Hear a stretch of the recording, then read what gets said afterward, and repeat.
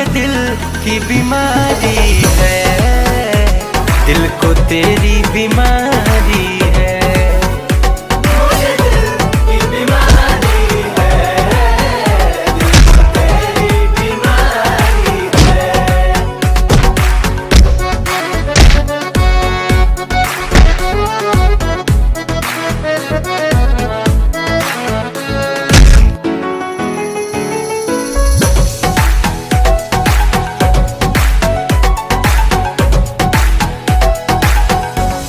तेरे बिन ना कोई अब तो है बसता इन निगाहों में, सुकून से नींद आ जाए तुझे साजन की बाहों में।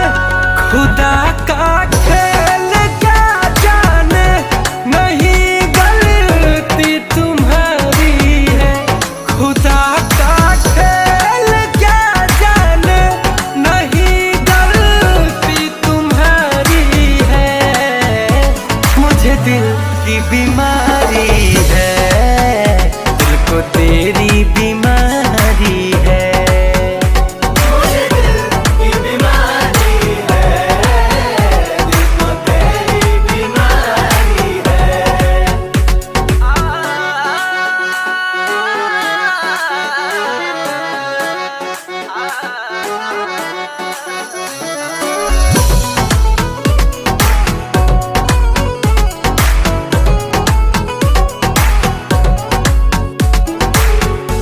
लहू से जो लिखे तूने वो खत अब भी छुपाए हैं। तू आएगी सनम अब भी जिगर में लो जलाए हैं। तड़पते बोस गुंजन की सनम कैसी लाचारी है।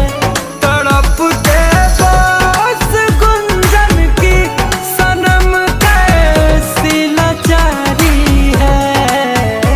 मुझे दिल की बीमारी है, दिल को तेरी बीमारी है।